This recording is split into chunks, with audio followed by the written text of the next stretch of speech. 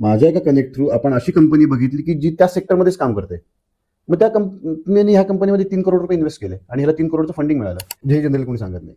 20% अमाऊंटची तुम्ही SIP सुरू केली तर तुम्हाला 20 वर्षानंतर टेन्युअर संपेल त्यावेळी तुम्हाला 2.5 करोडपेक्षा जास्त अमाऊंट तुम्हाला हातात मिळालेली असेल. त्यात लोकांनी तर असे बघितलेत की पर्सनल लोन घेऊन फॉरेन टूर केलेले आहेत. ह्या भानगडीत पडू नका. की पैसा पण एवढाच घ्या सुरुवातीला जेवढा तुम्ही रिपे करू शकता. नमस्कार मित्रांनो. मनी, पैसा, लक्ष्मी हे सगळ्यात महत्त्वाची आयुष्यातली ऊर्जा आहे.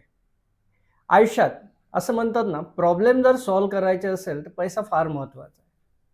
पैसा असेल तर 80% प्रॉब्लेम रिझॉल्व्ह होतात आणि पैसा नसेल तर तेच प्रॉब्लेम 100% वाढतात. खूपदा आपल्याला बिझनेस, फॅमिलीसाठी पैशाची गरज असते. मग आपण काय करतो? एखाद्या सावकाराकडून पैसा घेतो किंवा कुठून तरी उसने घेतो आणि ते व्याज भरत भरत अख्खं आयुष्य काढून टाकतो. तेच जर दात दुखत असेल तर आपण डेंटिस्टकडे जातो. मग जर लोन घ्यायचं असेल तर आपण का कुणाचा सल्ला घेत नाही? अशा बऱ्याच प्रश्नाचे उत्तर देण्यासाठी आज आपल्यासोबत आहे लोन गुरु महेश इनामदार सर. नमस्कार सर. नमस्कार सर. नमस्कार. तर आम्हाला तुमच्याबद्दल खूप साऱ्या गोष्टी जाणून घ्यायला आवडेल. तर जनरली हा करियर निवडताना प्रश्न हा येतो की तुम्ही लोन गुरु हाच का करियर निवडला? प्रश्न तर चांगला आहे. ऍक्च्युली याचं कारण असं झालं की मी सुरुवातीला ICICI बँक आणि HDFC बँकेमध्ये, म्हणजे माझं बॅकग्राऊंड जर म्हटलं तर साधारण 15 वर्ष मी बँकेमध्ये जॉबच केला. त्यानंतर काय होतं की प्रत्येक आता जो नोकरी करणारा माणूस आहे, प्रत्येकाच्या मागे कुठेतरी एक किडा आहे की मला व्यवसाय सुरू करायचा आहे, कारण जॉबमध्ये एवढं प्रेशर आहे, एवढा टाइम द्यायला लागतो, एवढा वेळ द्यायला लागतो. पण नंतर तो किडा आपोआप मरतो, कारण EMI चालू असतात, काही ना काहीतरी प्रॉब्लेम्स असतात. त्यामुळे तो माणूस पुन्हा एकदा आपला जॉब कंटिन्यू ठेवतो. पण माझ्या ज्यावेळी तो डोक्यात किडा आला की आता आपल्याला व्यवसाय सुरू करायचा आहे, तर मी कुठलीही गोष्ट जास्त वेळ त्याच्याबद्दल विचार करत नाही. म्हणजे थोडंसं डिस्कशन चालू झालं होतं माझं त्याबद्दल माझ्या एका मित्राबरोबर, आणि संध्याकाळी 5 वाजता ठरवलं की आपण बिझनेस सुरू करायचा. संध्याकाळी 7 वाजता मी रिझाईन केलं. अरे वा. 3 महिने नोटीस पिरियड सर्व केला आणि मी माझ्या व्यवसायात आलो. आता व्यवसाय मग लोनमध्येच का? पहिला पार्ट म्हणजे माझं बॅकग्राऊंड बँकिंगचं आहे. दुसरा पार्ट काय होतं ना, की मी ज्यावेळी बँकेमध्ये होतो त्यावेळी असे फिरून फिरून आलेले कस्टमर असायचे की ज्यांना खरंच मार्केटमध्ये प्रॉपर नॉलेज मिळालेलं नाही लोनमध्ये. मग कुठेतरी ह्या बँकेत फाईल टाक, त्या बँकेत फाईल टाक, ह्या DSCकडे फाईल दे, त्या DSCकडे फाईल दे, सिबिलबद्दल माहीत नाही, या गोष्टीबद्दल माहीत नाही. त्यावेळी मी ठरवलं की आपण लोनचा व्यवसाय बिझनेस तर करूयाच, पण लोकांमध्ये थोडंसं त्याच्याबद्दल मानसिकता पण, किंवा लोकांना थोडंसं माहीत पण व्हायला पाहिजे की लोनची रिक्वायरमेंट कशी फुलफिल केली जाते किंवा कशा प्रकारे तुम्ही काम केलं जातं. म्हणून मी लोन्समध्ये आलो. आणि सगळ्यात महत्त्वाचं, लोन देऊन जर एखाद्याचं घर होत असेल, एखादा बिझनेस वाढत असेल, तर ते एक आपण सत्कार्य पण लोकांसाठी करतो. हा विचार करून मी या लोनच्या बिझनेसमध्ये आलो. आता 9 वर्ष आले लोनचा बिझनेस अतिशय चांगल्या प्रकारे चालू आहे माझा. ग्रेट. पण खूपदा काय होते सर, जसं आता आम्हाला कळतच नाही की loan against property, personal loan, business loan, तर यात काय एक्झॅक्ट डिफरन्स आहे? आता यामध्ये डिफरन्सचा विचार केला तर मेनली 2 पार्ट येतात त्याच्यामध्ये. एक पार्ट येतो हा लोन विथ कोलॅटरल, म्हणजे काहीतरी सिक्युरिटी बँकेकडे देतोय, that is loan with collateral. Part number 2 येतो की लोन विदाउट कोलॅटरल, म्हणजे बँकेकडे तुम्हाला देण्यासाठी सिक्युरिटी काहीच नाही आहे. ना तुमचं घर आहे, ना तुमचं शॉप आहे, ना तुमचं ऑफिस आहे, काहीच तुम्ही देऊ शकत नाही.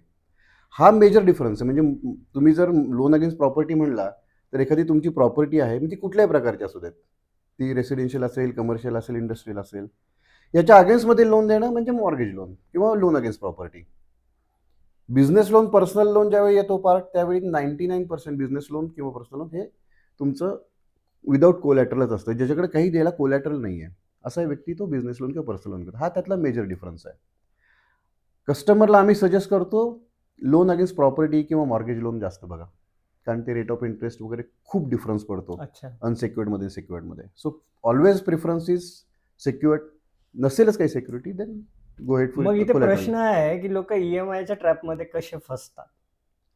EMIच्या ट्रॅपमध्ये कसे फसतात हे आजकाल तर खूपच जास्त वाढलं आहे. त्याचं मेन कारण हे बघितलं तर पहिला पार्ट ॲप. हम्म. बरेचसे असे तुम्हाला मेसेजेस येत असतात की आत्ता तुम्ही ह्या लिंकवरती जा, क्लिक करा, तुम्हाला तुमचे पैसे मिळतील, लोन तुम्हाला जमा होईल. ट्रॅपमध्ये फसण्याचं बेसिक रिझन एकच आहे, माणसाला लोन मिळणं तसं खूप सोपं झालेलं आहे. पण माणूस विचार करत नाही की माझी रिक्वायरमेंट किती आहे. म्हणजे मला जर 2,00,000 रुपयाचं लोन पाहिजे आणि मला जर 10,00,000ची एलिजिबिलिटी मिळते किंवा 10,00,000 मिळतंय लोन, तर माणूस 10,00,000चं लोन घेतो. त्यानंतर त्याचा EMI वाढतो. मग कुठेतरी तो खड्डा बुजवण्यासाठी परत दुसरं लोन घेतो आणि अशी स्टेज वाढत जाते आणि तो एका ट्रॅपमध्ये अडकतो आणि मग सिबिल खराब होणे ते प्रॉब्लेम सुरू होतात. मेजर रिझन आहे की माणूस किंवा बरीचशी लोकं मी बघितली आहे की रिक्वायरमेंटपेक्षा किंवा आपल्या एलिजिबिलिटीपेक्षा जास्त लोन मिळते म्हणून जास्त घेतात आणि ट्रॅपमध्ये अडकतात. मग याच्यासाठी आता समजा कोणाकडून ही चूक झाली आहे किंवा त्याचा सिबिल खराब झाला आहे, तर त्यांनी काय करायला पाहिजे, की कसं ओव्हरकम करायला पाहिजे?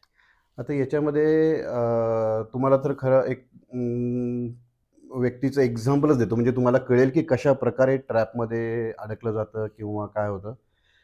एक व्यक्ती होता म्हणजे कस्टमर ज्याच्याशी मी आता डील केलेलं होतं. कस्टमर वेळोवेळी लोन घेत गेला 2016-17 पासून. हं, हं. लोन घेतलं, काही मेडिकल इमर्जन्सी, त्याच्यानंतर परत लोन घेतलं, काही फर्निचर, परत लोन घेतलं, काही एज्युकेशन फॉर चिल्ड्रन्स. पण मला असं जाणवलं की रिक्वायरमेंट फॉर एक्झाम्पल 5,00,000ची आहे ना, तर त्यांनी लोन मिळते 15,00,000 म्हणून 15,00,000 घेतलं. हं. स्टेज अशी आली की त्याला कळलंच नाही की आपलं लोन 1 करोड कधी झालं. अच्छा. सॅलरीच्या डबल EMI सुरू झाला. आता भरूच शकत नाही ना माणूस.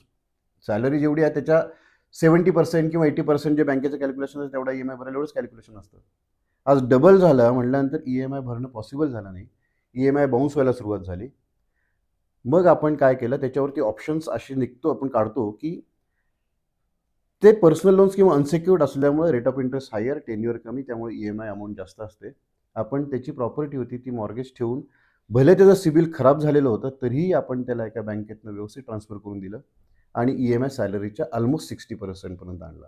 म्हणजे जो एक्झिस्टिंग EMI होता त्याचा समवेअर 3,13,000 तो 1,23,000 वरती EMI अच्छा, बनवला. ऑलमोस्ट 50% पेक्षा येस, लेस दॅन 50%. सो अशी लोकं ट्रॅपमध्ये अडकत जातात आणि मग ट्रॅपमध्ये अडकलेल्या लोकांसाठी 100% सोल्युशन्स असतात. फक्त त्याला प्रॉपर गाईडन्स मिळणं आवश्यक असतं. तो प्रॉपर व्यक्तीकडे गेला तर 100% सोल्युशन मिळू शकेल. पण अशा ट्रॅपमध्ये अडकलेल्या लोकांना मी तर नक्की सजेस्ट करेन, की लोन ॲडवायझरला तुम्ही तुमच्या नक्की भेटा. कन्सल्ट करायलाच पाहिजे. कन्सल्ट करायलाच पाहिजे. 100% कन्सल्ट करायला डोळे पाहिजे. खराब झाल्यावर आय सर्जनकडेच जायला पाहिजे. अगदी बरोबर आहे. तुम्ही जर समजा डोळे दुखायला लागले तर डोळ्यांच्या डॉक्टरांकडे जाणार आहे. तुम्हाला लीगल रिक्वायरमेंट असेल तुम्ही ॲडव्होकेटकडे जाणार आहे. मग तुम्ही जर तुमचे लोनच्या रिक्वायरमेंट तुम्हाला समजून घ्यायच्या तर तुम्ही लोन ॲडवायझरकडे का जात नाही? आणि खूप लोकं जे क्रेडिट कार्डवर लोन घेतात आणि मग चॅलेंजेस येतात, तो काय प्रकार आहे? सो क्रेडिट कार्ड ही तर खूप वेगळीच गोष्ट म्हणजे असणं खूप आवश्यक आहे क्रेडिट कार्ड. पण ते कशासाठी आणि किती अमाउंटचं असावं हे पण खूप कॅल्क्युलेशन महत्त्वाचं आहे. हं. आजकाल लोक क्रेडिट कार्डमध्ये पण मी कित्येक लोकं बघितली आहेत. म्हणजे आत्ता जस्ट एक सेटलमेंट एका कस्टमरनी केली. ₹15,00,000 एका क्रेडिट कार्डचं त्याचं आउटस्टँडिंग होतं. अच्छा. आता ₹15,00,000 क्रेडिट कार्डवरती वापरायची काही गरज लागते का? नाही लागत ना. तुमच्याकडे 2,00,000, 4,00,000, 5,00,000 पर्यंत क्रेडिट कार्ड आहे. रेग्युलरली तुम्ही वापरताय, त्याची रेग्युलर रिपेमेंट करताय. ह्या प्रकारे जर वापरलं ना, तर क्रेडिट कार्ड खरंच आवश्यक आहे आणि उपयोगी पडतं. पण तेच जर क्रेडिट कार्ड तुम्ही अननेसेसरी यूज करत बसला, तर ते तुमचं लाईफ पूर्ण डिस्टर्ब करून टाकतं. आणि अशी एक्झाम्पल खूप जास्त आहेत आणि आत्ता मी तुम्हाला सांगतो, की साधारण 70% to 80% सिबिल प्रॉब्लेम्स हे फक्त आणि फक्त क्रेडिट कार्डमुळे झालेले अच्छा. आहेत. ईझी अवेलेबिलिटी लगेच मिळालेलं आहे. पण कसं वापरायचं, कुठं वापरायचं ह्याचं फक्त नॉलेज नाही. अंधाधुंद वापरलं गेलेलं आहे आणि क्रेडिट कार्डमुळे स्कोर खराब झालेला आहे. थोडासा प्रकाश सिबिल स्कोअरवर टाका ना, की नेहमी चेक करायला पाहिजे, की काय असायला पाहिजे एक्झॅक्ट, की कोणते प्रिकॉशन घ्यायला पाहिजे? आता सिबिल म्हणजे काय थोडक्यात? तुमचा क्रेडिट स्कोर. हं. बँकेत तुम्ही ज्यावेळी कधी लोनला अप्लाय करता, त्यावेळी तुमचं पहिल्यांदा काय चेक केलं जातं? तर सिबिल चेक केलं जातं. आता सिबिल कसा असतो किंवा सिबिल स्कोर काय असतो? आज तुम्ही जर पहिल्यांदा लोनला अप्लाय केलं, तर तुमचा सिबिल स्कोर हा कायम -1 येतो. हं. बिकॉज तुमची काही क्रेडिट हिस्ट्रीच नाही. तुम्ही आजपर्यंत कधी लोन घेतलेलं नाही ना कधी रिपे केलेला आहे. त्याच्यानंतर सिबिल स्कोर जो मॅक्सिमम आहे तो 900 पर्यंत आहे. सो बँकेच्या कॅल्क्युलेशनवर शक्यतो तो 700 to 900 असावा. हं. 700 ते 900 या दरम्यानचा सिबिल स्कोर हा चांगला स्कोर मानला जातो किंवा आजकाल बँकेचे जे रेट ऑफ इंटरेस्ट आहेत हे सगळे सिबिल रिलेटेडच आहेत. अच्छा. तुमचा जेवढा जास्त सिबिल स्कोर चांगला तेवढा तुम्हाला रेट ऑफ इंटरेस्ट कमी. आता त्याच्यामध्ये दुसरा एक असं गोष्ट आहे की सिबिल स्कोर माझा 650 आहे म्हणजे मला लोन मिळणारच नाही असंही नाही. हं, हं. तुमचा प्रॉब्लेम काय आहे, म्हणजे कशामुळे तुमचा सिबिल स्कोअर कमी झाला, ह्या गोष्टी मग सगळ्या चेक केल्या जातात. आज जर एखाद्याचा स्कोअर 650 आहे, आता मी केलेले आहेत 600-650 सिबिल स्कोअरच्या केसेस पण केलेल्या आहेत, पण तो सिबिल स्कोअर कशामुळे कमी आला हे खूप महत्त्वाचं आहे. आता मला सांगा की एखाद्या कस्टमरनी कोविड फेजमध्ये EMI भरू शकला नाही, त्याच्यामुळे त्याचा सिबिल स्कोअर कमी आला, त्याच्यानंतर त्यांनी व्यवस्थित EMI भरायला सुरुवात केली आहे, जस्टिफायबल रिझन आहे. एखाद्या कस्टमरच्या आईवडिलांना काही मेडिकल इमर्जन्सी आली, हॉस्पिटलाइज झाले, त्यांना तिथलं मेडिकल बिल पे करायला लागलं, तिथं पर्सनल लोन काढायला लागलं, पर्सनल लोन काढलं, त्याची EMI भरू शकले नाहीत, बट तिथं 10-15 लाख रुपये त्यांना मेडिकल इमर्जन्सी होती, त्याचे रिपोर्ट्स रेडी आहेत. त्याच्यानंतर 1-2 वर्षानंतर त्यांचं सगळं प्रॉपर ट्रॅकवर सुरू झाले, EMI रेग्युलर भरायला सुरू झाले, जस्टिफायबल रिझन आहे. सो असे जर रिझन्स तुम्ही जस्टिफाय करू शकला की त्या पर्टिक्युलर फेजमुळे तुमचा प्रॉब्लेम झालेला होता, पण जर त्या फेजमधनं मी बाहेर आलो आणि तिथून बाहेर आल्यानंतर मी रेग्युलर EMI भरायला सुरुवात केली, तर 100% बँक अशा गोष्टी बऱ्याच वेळा कन्सिडर करते. याच्यामध्ये तुम्ही जर इंटेन्शनल डिफॉल्टर असाल तर 100% बँक करणार नाही. सिच्युएशनल तुम्ही काही कारणास्तव तुम्हाला झाला असेल तर बँक डेफिनेटली तुम्हाला कन्सिडर करेल. तर तो नेहमी काही लोक चेक करतात, that is good or not? नेहमी चेक करण्यासाठी काय आहे ना, 1-2 अशा ज्या साईट्स आहेत की खरंच तुम्ही त्याच्यावरती नेहमी चेक करण्यात पॉईंटच नाही. To be frank with you, quarterly check करायला काही हरकत नाही आहे. हरकत नाही. पण काही ठराविक साईट्स आहेत त्याच्यावरनं चेक करा.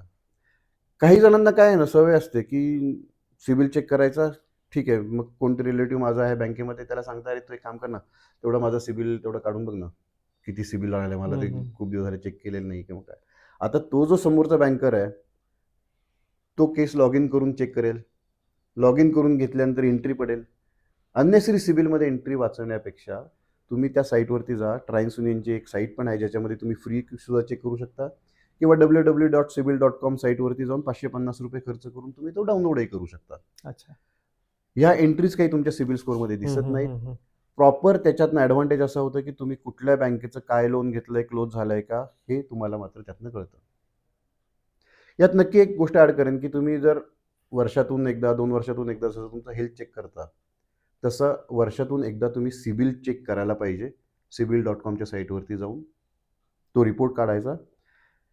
त्याचं कारण काय होतं ना, काही वेळा फॉर एक्झाम्पल एखादं लोन आहे, तुमचं 2 लाख रुपये आउटस्टँडिंग होतं, तुम्ही 2 लाख रुपये भरले बँकेत जाऊन, पण ते समजा 2,20,000 रुपये झालेलं असेल. अच्छा. 2,20,000च्या ऐवजी तुम्ही 2 लाख भरले, तर त्या 20 रुपयासाठी ते सिस्टीममध्ये क्लोज होत नाही. क्लोज होत नाही, त्यामुळे ते 20 रुपयासाठी ते डिफॉल्टमध्ये दाखवतं कंटिन्यू. मग ते डिफॉल्टमध्ये दाखवतं आहे, त्याचे 20 रुपयासाठी तुम्हाला कॉलही येत नाहीत, पण सिस्टीममध्ये ते सिबिलमध्ये रिपोर्ट पण होतं. हेच जर तुम्ही सिबिल रिपोर्ट काढला तर तुम्हाला कळून जाईल की अरे हा, माझे 20 रुपये आउटस्टँडिंग आहेत, ते क्लोज झालेले नाहीत, मग बँकेशी तुम्ही कन्सल्ट करून ते क्लोज करू शकता. म्हणजे माझ्याकडे एक कस्टमर होता, याचं उदाहरण असं की त्यांनी होम लोनला अप्लाय केला. होम लोनला अप्लाय केल्यानंतर काय झालं की त्याचा क्रेडिटकडनं रिपोर्ट आला, chronic defaulter in home loan.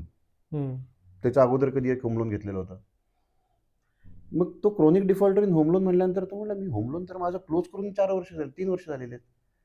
म्हणून त्यांनी मग रिपोर्ट डाउनलोड केला. रिपोर्ट डाउनलोड केल्यानंतर त्याच्या लक्षात आलं की समोर त्यांनी बँक ऑफ इंडियाचं लोन घेतलेलं आहे का, लोन क्लोज झालेलं होतं, पण 60 का समवेअर अमाऊंट कमी पडलेली होती, त्यामुळे ती सिस्टीममध्ये क्लोज झालेलं नव्हतं.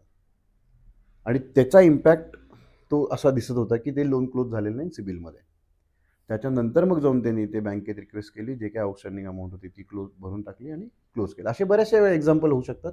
त्यामुळे तुम्ही तो सिबिल स्कोअर रेग्युलर नाही, अगदी महिना 2 महिन्यांनी चेक करायची गरज नाही, पण once in a year, once in 6 months 100% check करायला पाहिजे.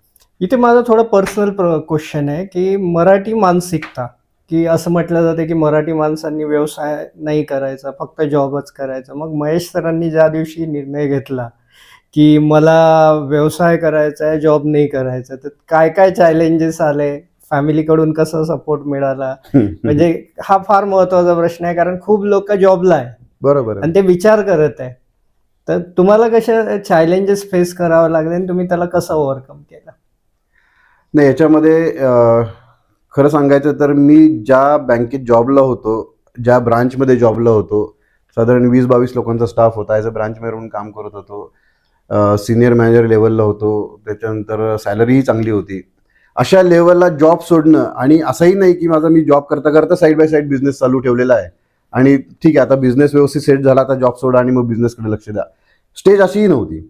It was a instant decision की आता जॉब आपल्याला क्विट करायचा आणि बिझनेस स्टार्ट करायचा आहे. फॅमिलीने नो डाऊट खूप सपोर्ट चांगला केला.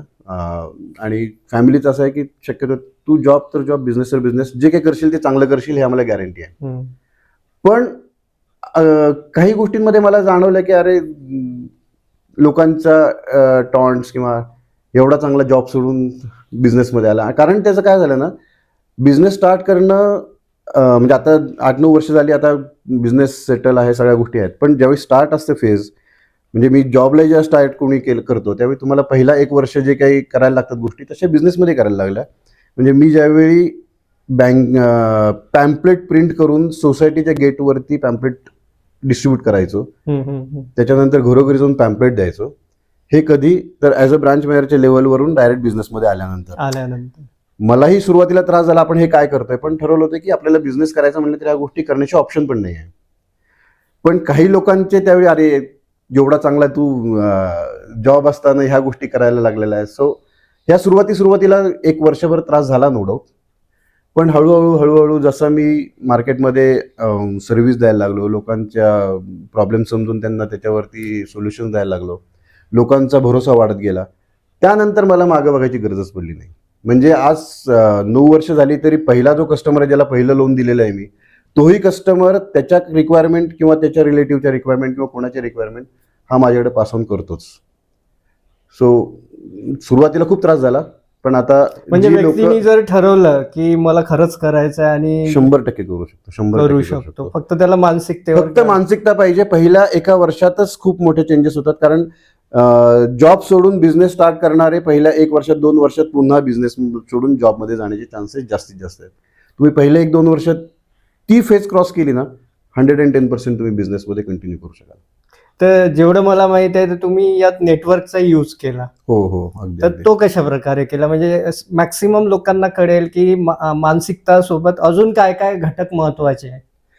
म्हणतात ना की पहिल्यांदा काय होतं की बिझनेसमध्ये आल्यानंतर किंवा कुठेही इनफॅक्ट तुम्हाला आल्यानंतर हार्डवर्क करायला लागायचं खूप. आता ते हार्डवर्क चेंज झालं स्मार्ट वर्कती. स्मार्ट वर्क किती कराल त्याच्यावरती सगळ्या गोष्टी तुमच्या डिपेंड होत्या. पण आता हार्डवर्क स्मार्ट वर्कपेक्षा नेटवर्कच खूप महत्त्वाचं झालेलं आहे. अच्छा. तुमचं जेवढं नेटवर्क चांगलं ना, तेवढा तुम्हाला व्यवसाय जास्त मिळणार, तुमचं रेप्युटेशन वाढेल आणि तुमचा व्यवसाय 100% वाढत जाईल.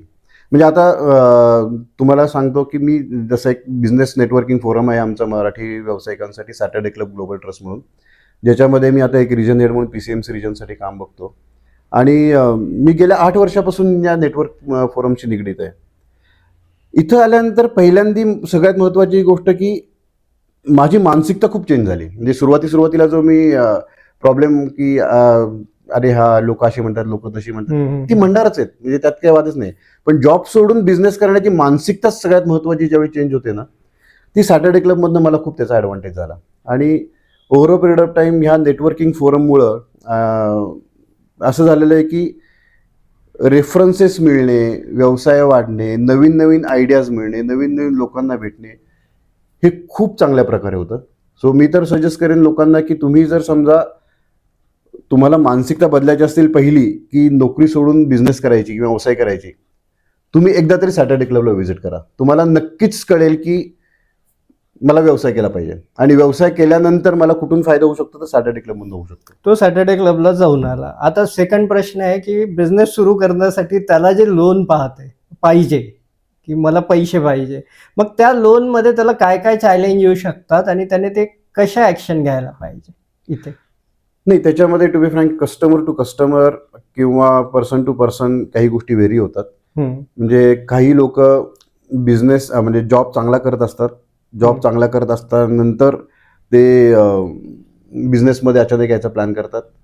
पण जॉब सोडून तुमच्याकडे जर समजा तसं काही फायनान्शियल बॅकिंग नसेल आणि तुम्ही जर रिपेमेंटची तुम्हाला गॅरंटी असेल की मी रिपेमेंट करू शकतो, पण मला फायनान्स तरी आधी व्हायला पाहिजे, तर तुम्ही ज्यावेळी जॉब करताय त्यावेळी तुम्ही अगोदरच काही ना काहीतरी त्याची जॉबच्या इन्कमवरती तुम्ही काही ना काहीतरी इन्कमची व्यवस्था करून ठेवा. सेव्हिंग करायला पाहिजे. सेव्हिंग करा किंवा इनफॅक्ट लोनही काढून ठेवा. म्हणजे फॉर एक्झाम्पल आज माझी 2 लाख रुपये सॅलरी आहे 2 लाखावरती मला एक 10, 15, 20 लाख रुपये लोन मिळू शकतं, जे मला बिझनेससाठी लागणार आहे. तर ते तुम्ही अगोदर घेऊन ठेवा. सब्जेक्ट टू तुम्हाला गॅरंटी पाहिजे की मी बिझनेस सुरू केल्यानंतर त्याचं रिपेमेंट ॲट एनी कॉस्ट करेन. तुम्ही जॉब सोडून बिझनेसमध्ये आलात तर तुम्हाला लोन मिळायला खूप चॅलेंजेस येतील, कारण स्टार्टअपला किंवा नवीन बिझनेस सुरू करण्याला पुढचे 3 वर्ष तरी तुम्हाला लोन मिळण्याचे चान्सेस फार कमी आहेत. त्यामुळे सुरुवातीलाच तुम्ही त्याची फायनान्शियल अरेंजमेंट काहीतरी करून ठेवली पाहिजे प्रत्येक पर्सनने. आणि दुसरा पार्ट, तुमचा तसा काही असा खूप चांगल्या लेवलचा बिझनेस असेल की ज्याच्यामध्ये तुम्ही नवीन प्रॉडक्टचं इनोव्हेशन आहे किंवा काही ना काहीतरी आहे, तर मात्र बँका प्रोजेक्ट लोन किंवा याचा त्याचा विचार करतात आणि तुम्हाला मिळण्याचे चान्सेस असतात. किंवा जे काही आता नवीन गव्हर्नमेंटच्या स्कीम्स आहेत, स्टार्टअप इंडिया आहे किंवा CMEGP, PMEGP स्कीम्स आहेत, यामध्ये मिळण्याचे चान्सेस असतात. तुमच्या लाईफमध्ये सगळ्यात मेजर चॅलेंजेस केव्हा आणि कधी होते आणि ते तुम्ही कसे ओव्हरकम केले? तसं बघायला गेलं तर मला 2दा चॅलेंजेस आले बिझनेसमध्ये आल्यानंतर. हम्म. कारण नोकरी सोडली, बिझनेसमध्ये आलो. बिझनेस सुरू केल्यानंतर माझ्या मते लगेचच वर्ष, 1.5 वर्षामध्ये नोटबंदी आली. अच्छा. नोटबंदी आली त्यावेळी 99% व्यवहार लोन्सचे हे थांबलेले होते.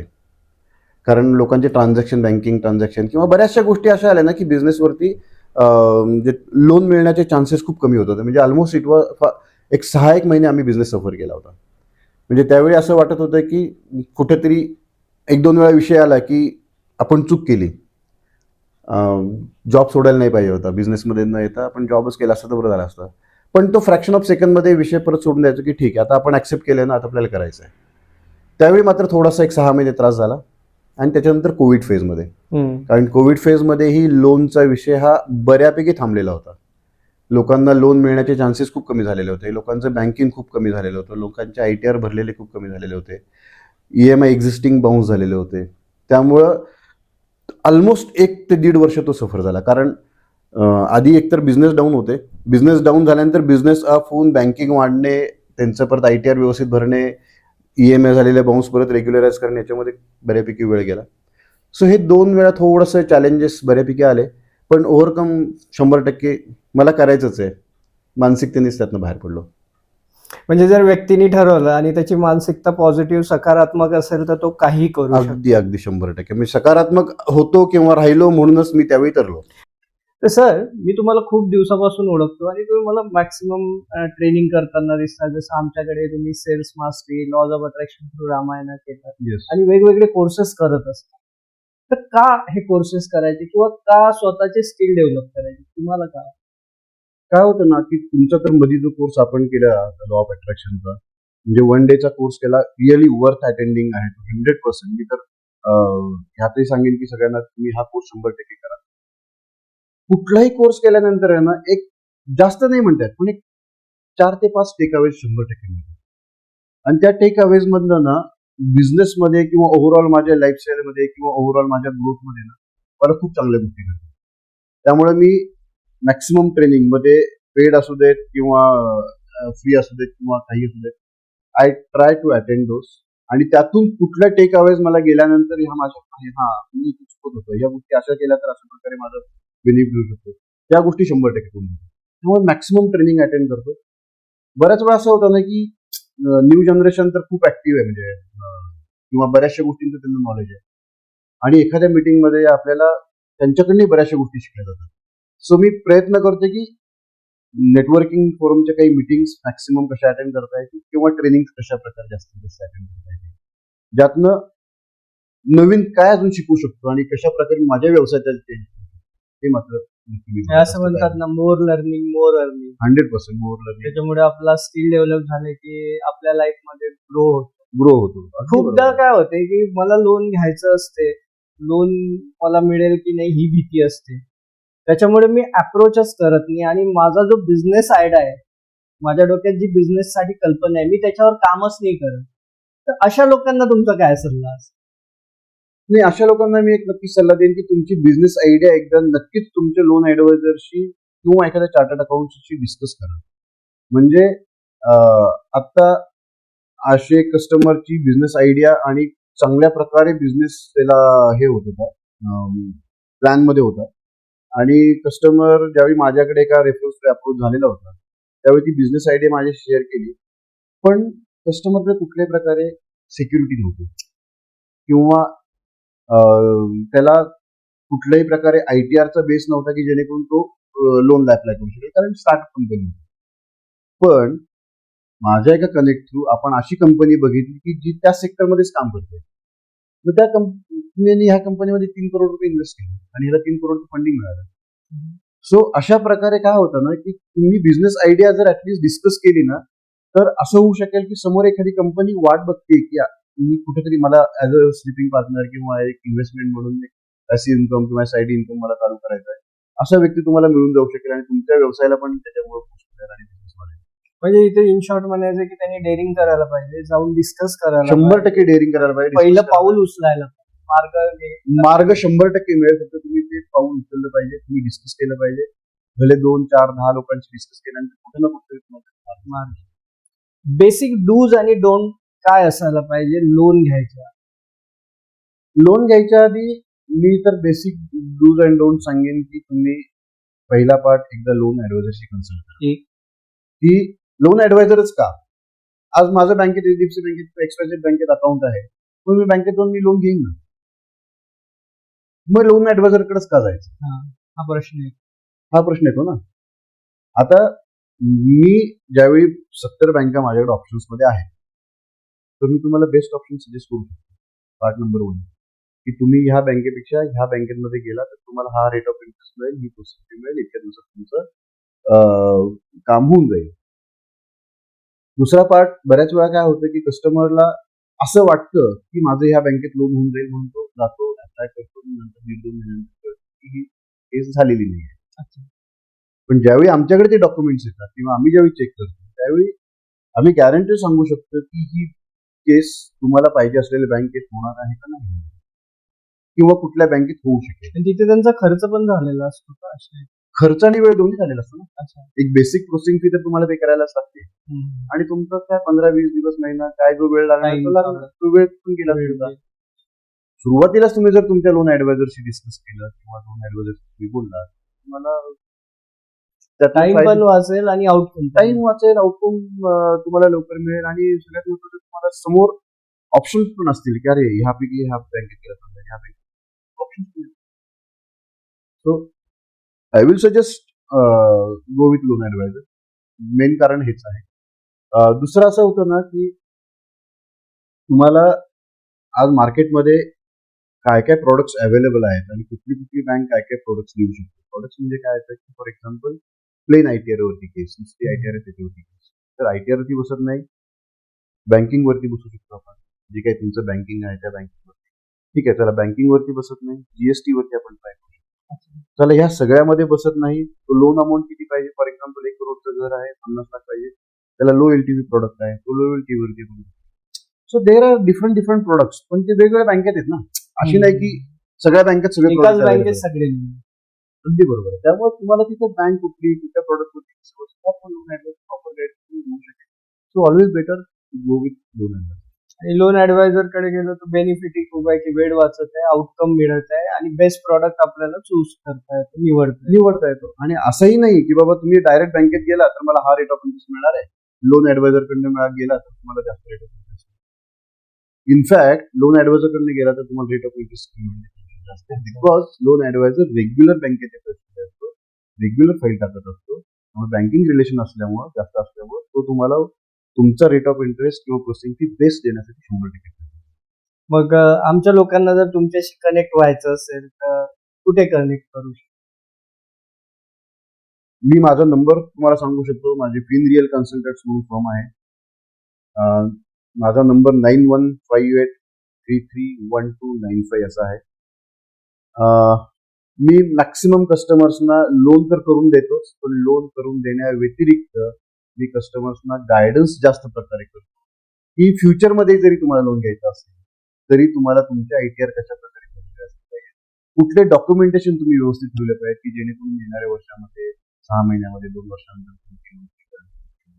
अशा प्रकारे गायडन्स. तर इथे मला एक डाऊट आला सर की सगळे याच्याबद्दल बोलत आहे की लोन मिळवून द्यायचं, पण रीपेमेंटसाठी तुमच्या काय आयडिया असतील की रीपेमेंट कसं करायला पाहिजे की जेणेकरून लोन लवकर सुटेल किंवा एक म्हणतो ना की त्या ट्रॅप मधूनही आपण लवकर बाहेर निघू. मी याच्यासाठी एक सजेशन तुम्हाला देऊ शकतो की म्हणजे कस्टमर्सना, आज कस्टमरनी समजा होम लोन घेतलेला आहे, कस्टमरची रिपेमेंट कॅपॅसिटी चांगली आहे. तो फॉर एक्झाम्पल 1 करोडचं लोन घेतलं, तो 1 करोडचं लोन 15 वर्षामध्ये भरू शकतो, बिकॉज सॅलरी त्याची चांगली आहे. पण मी सजेस्ट करेन की ती जी 15 वर्षाची टेन्युअर आहे ती तुम्ही 25 वर्ष टेन्युअर. अच्छा. तुमचा जो काही ईएमआयचा डिफरन्स आहे, म्हणजे तुमचा ईएमआय नक्कीच कमी होणार आहे ना. 15 वर्षाच्या टेन्युअरला समजा तुम्हाला 1 लाख हप्ता येत असेल, तर तो तुम्हाला 25 वर्ष केल्यानंतर 80,000 येऊ शकतो. वरच्या 20,000ची SIP सुरू करा. त्याचा ऍडव्हान्टेज काय होतो की तुम्हाला लोन मिळतं 8.5%. SIP मध्ये रिटर्न्स मिळतात तुम्हाला 12-15%. सो तुम्हाला ज्यावेळी तुमचं लोन फिटेल, म्हणजे पूर्ण कम्प्लीट टेन्युअर होईल, त्यावेळी तुम्हाला तुमच्या भरलेल्या अमाऊंट पेक्षा जास्त अमाऊंट ऍज अ रिटर्न मिळेल SIP. म्हणजे जनरली आम्ही कस्टमर्सला सजेस्ट काय करतो की तुम्ही ज्यावेळी लोन घेता, सेम डेला EMI अमाऊंटच्या 20% अमाऊंटची तुम्ही SIP. हे जनरली कोणी सांगत नाही. हे जनरली कोणी सांगत नाही. 20% अमाऊंटची तुम्ही SIP सुरू करा. त्यामध्ये तुमचा ऍडव्हान्टेज काय होईल? फॉर एक्झाम्पल 1 करोडचं लोन घेतलं, 20 वर्षामध्ये तुम्ही 2.5 करोड भरताय ओव्हरऑल पिरियडमध्ये तुमच्या इंटरेस्ट सहित. 20% अमाऊंटची तुम्ही SIP सुरू केली तर तुम्हाला 20 वर्षानंतर त्यावेळी तुम्हाला 2.5 करोडपेक्षा जास्त हातात मिळाली SIP. सो कस्टमरला आपण अशा प्रकारे गुड ऑप्शन. गाईड करतो. युथला काय मेसेज राहील तुमचा की जेणेकरून हे करिअर कसं आहे लोन गुरुचं की ऍज अ गाईड करता लोकांना, तर काय वाटते की युथनी काय करायला? नाही, युथला मी नक्की सजेस्ट करेन की तुम्ही ज्यावेळी कधी जॉबला लागाल किंवा तुम्ही बिझनेसमध्ये याल, ज्या काही तुम्ही गोष्टी कराल, सुरुवातीला माझं इन्कम वाढलंय, माझी सॅलरी वाढली की मला सॅलरी आहे, इमिजिएटली लोनच्या भानगडीत तुम्ही पडू नका. सुरुवातीला तुम्ही तुमचं एक फायनान्शियल बॅकिंग तयार करा, पाहिजे तसं सेव्हिंग करा, आणि त्यानंतर तुम्ही लोनला घ्यायला सुरुवात करा. कारण बघितलंय अशा बऱ्याच केसेस की बिझनेस ह्याच्यामध्ये जॉबला लागलेले आहेत आणि लागल्यानंतर पहिल्या 6 महिन्यातच त्याला लोन मिळते म्हणून लोन आयफोन घेतला, क्रेडिट कार्ड वापरायला घेतले. इनफॅक्ट लोकांनी असे बघितले पर्सनल लोन घेऊन फॉरेन टूर केलेले आहेत. त्याच्यानंतर काही कारणास्तव तुमचा जॉब गेला आणि नंतर तुमची EMI भरायची प्रॉब्लेम झाला, सिबिल खराब झाला, at the age of 22-23. So सुरुवातीला मी सजेस्ट करेन की तुम्ही या भानगडीत पडू नका. तुमची जॉब सिक्युरिटी एकदा सगळ्या गोष्टी चेक करा, सेव्हिंग करा, मॅक्सिमम सेव्हिंग करा, आणि then go ahead for home loan. तुम्हाला काय करायचं, ज्यावेळी तुम्हाला वाटेल की आता मी प्रॉपरली फायनान्शियली मला बॅकिंग आहे, देन गो हेड. इथे आपण बिझनेस लोनही प्रोव्हाइड करतो, होम लोनही प्रोव्हाइड करतो. तर व्यावसायिकांसाठी काही असे ऑप्शन असतात का बिझनेस लोन्स मध्ये की जिथे रेट ऑफ इंटरेस्ट किंवा गव्हर्नमेंटच्या स्कीम असं काही असते का? जसं रेस्टॉरंट ओनर आहे किंवा बुटीक ओनर आहे, त्या लोकांसाठी काय वेगळे असतात? गव्हर्नमेंटच्या स्कीम्स आहेत ना, मुद्रा लोन आहे, CMEGP, PMEGP अशा काही स्कीम्स आहेत की त्याच्या अंडर स्टार्टअप मध्ये पण लोन मिळतं. मुद्रा लोनची जी काही एलिजिबिलिटी ती मॅक्सिमम 10 लाखापर्यंत आहे. बाकी ह्या CMEGP, PMEGP 50 लाखापर्यंत मिळू शकतं. त्याला काही ऑनलाईन पोर्टल्सही आहे ज्याच्यामध्ये तुम्ही अप्लाय करू शकता, किंवा तुमचं ज्या बँकेत अकाउंट आहे त्या बँकेत अकाउंट जिथे आहे तिथेही तुम्ही जाऊन या स्कीम्स बद्दल विचारू शकता. प्रिफरेबली नॅशनलाइज बँक्स मध्ये तुम्ही जाऊन ह्या इन्क्वायरीज करून you can get the loans. म्हणजे मोठं व्हायचं असेल तर तुम्हाला फंड फार महत्वाचा असतो, कारण मला कंपनी टाकायची पैसा तर लागणार. 100%. तुम्हाला व्यवसाय वाढवायचा असेल, बिझनेस वाढवायचा असेल तर पैशाशिवाय होणे शक्य नाही. पैसा हा तुम्हाला लोन मधूनच उभा करायला लागणार आहे. फक्त एकच सांगेन तुम्हाला नक्की की पैसा पण एवढाच घ्या सुरुवातीला जेवढा तुम्ही रिपे करू शकता. उगाच मला 5 करोड मिळतंय म्हणून 5 करोडचं लोन घेऊन नंतर तुम्ही परत सिबिल प्रॉब्लेम झाले, हे प्रॉब्लेम झाले, ते प्रॉब्लेम झाले, 1-1 करोडनी वाढवत. म्हणजे 5 करोड घेतले आणि मग थार विकत घेतली आणि 100% बऱ्याच कस्टमर्स बघितलंय, म्हणजे बिझनेस लोन घेऊन गाड्या विकत घेतल्या, घराचं फर्निचर केलेलं आहे, फॉरेन बिझनेसकडे लक्ष. बिझनेस लोन घेताय तर बिझनेस साठीच वापरा, जेवढं लागणार आहे तेवढंच घ्या. हे मात्र 100%. तरच व्यक्ती ग्रो होऊ तरच व्यक्ती ग्रो होईल. बऱ्याचशा केसेस, बरेचसे कस्टमर्स मी बघतोय की लोन आणि नंतर problem. Great sir. फार छान वाटलं ऐकून आणि ज्या बेसिक डूज आणि डोंट नक्की सगळे लोक फॉलो करतील. जेवढी नीड आहे तेवढंच लोन घेतील, म्हणजे फ्युचरमध्ये जर मोठी रिक्वायरमेंट असेल तर ती पण पूर्ण होईल. 100%. अं, धन्यवाद खूप खूप, कारण तुमच्यामुळे आज खूप लोकांना समजलं की डूज काय असायला पाहिजे, डोन्ट्स काय असायला पाहिजे, कशा प्रकारचे लोन घ्यायला पाहिजे, आणि सगळ्यात महत्वाचं म्हणजे मानसिकता. मानसिकता. की जॉबवरून जर बिझनेसला जायचं असेल तर ते पहिलं पाऊल उचलणं फार महत्वाचं आहे. पहिलं पाऊल उचलणं फार महत्वाचं आहे आणि पहिलं 1 वर्ष 2 वर्ष सस्टेन होणं खूप महत्वाचं. नाहीतर खूप लोक गिव्हअप करून देतात. गिव्हअप करून देतो. माझ्याकडून नाही होणार, सोडून अर्ध्या वाटेतून परत जातात. अगदी बरोबर. आणि इथे नेटवर्क पण हेल्प करू शकतो. नेटवर्क तर 100% आहे. मला जसं मगाशी म्हणलं हार्डवर्क, स्मार्टवर्क, टाइम ऑफ. नाही. खूप खूप धन्यवाद मित्रांनो. जर तुम्हाला खरंच अजून गायडन्स असेल तर सरांचा नंबर आम्ही खाली टाकूया, त्यांना पर्सनल कॉल करू शकता. ते नक्की गाईड करतील आणि डेफिनेटली तुमची ग्रोथ होईल. पुन्हा भेटूया एक अशाच पॉडकास्टला. धन्यवाद. Thank you very much. थँक्यू.